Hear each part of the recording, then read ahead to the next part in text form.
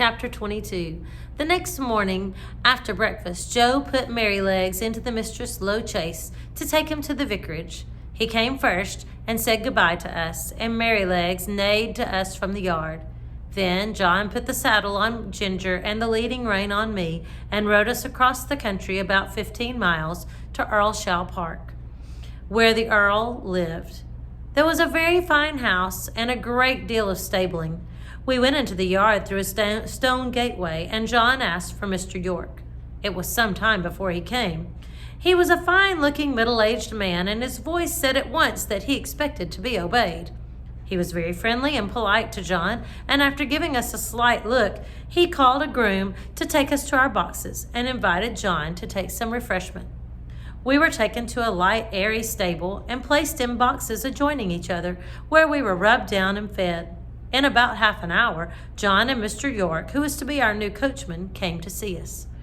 "Now, Mr. Manley," he said, after carefully looking at us both, "I can see no fault in these horses, but we all know that horses have their peculiarities as well as men, and that sometimes they need different treatment. I should like to know if there is anything particular in either of these that you would like to mention." "Well," said John, "I don't believe there is a better pair of horses in the whole country, and right grieved I am to part with them. But they are not alike. The black one is the most perfect temper I ever knew. I suppose he has never known a hard word or a blow since he was foaled, and all his pleasure seems to be to do what you wish. But the chestnut, I fancy, must have had bad treatment.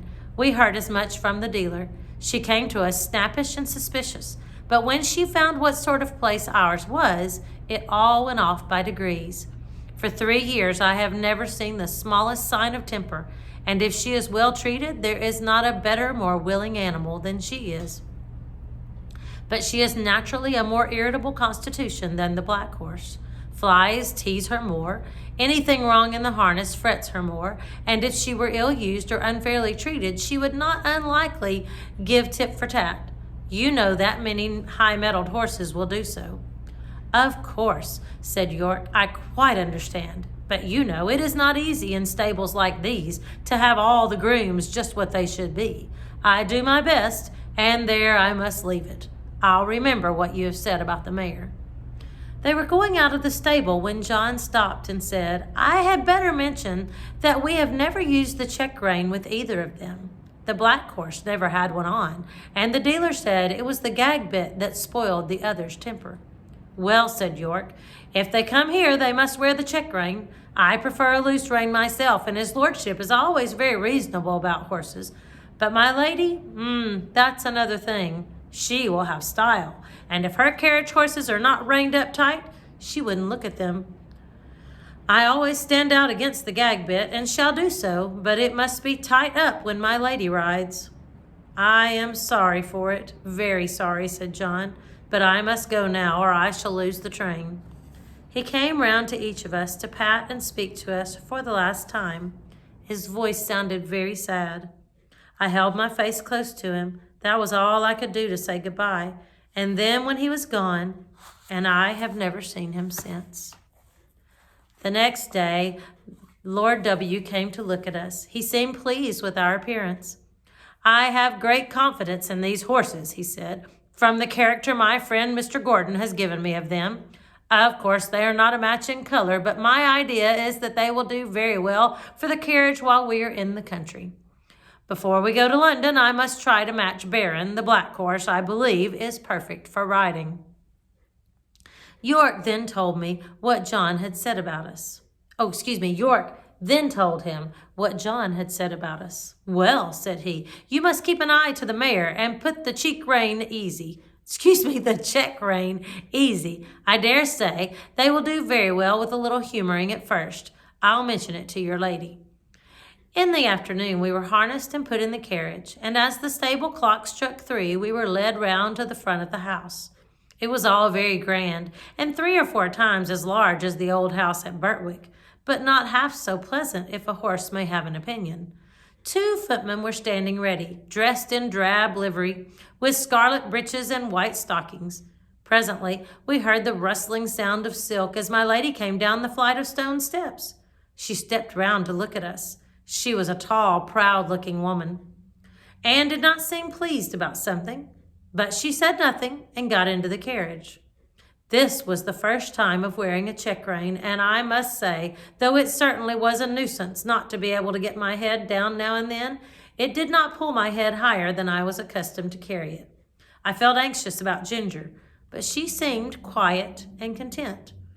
The next day at 3 o'clock, we were again at the door, and the footman as before. We heard the silk dress rustle, and the lady came down the steps, and in an imperious voice she said, "York, you must put those horses' heads higher. They are not fit to be seen."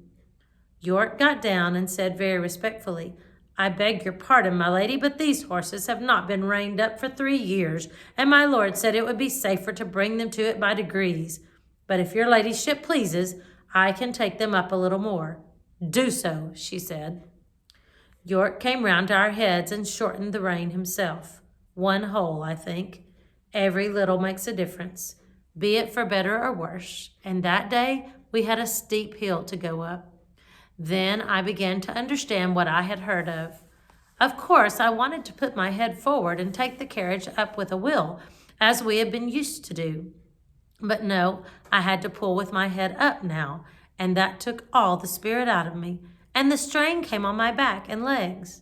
When we came in, Ginger said, "Now you see what it's like. But this is not bad, and if it does not get much worse than this, I shall not say anything about it, for we are very well treated here. But if they strain me up tight, why, let 'em look out. I can't bear it, and I won't." Day by day, hole by hole, our bearing reins were shortened, and instead of looking forward with pleasure to having my harness put on, as I used to, I began to dread it. Ginger, too, seemed restless, though she said very little.